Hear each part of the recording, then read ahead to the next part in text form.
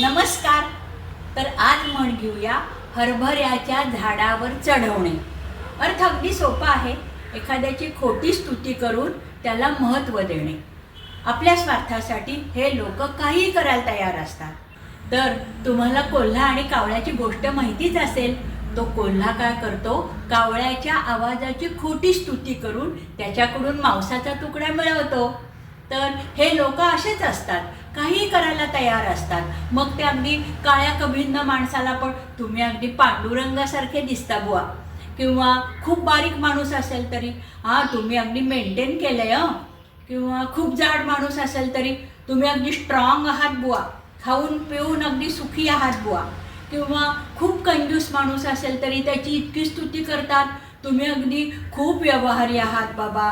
तर ह्याला म्हणतात हरभऱ्याच्या झाडावर चढवणे. आलं लक्षात?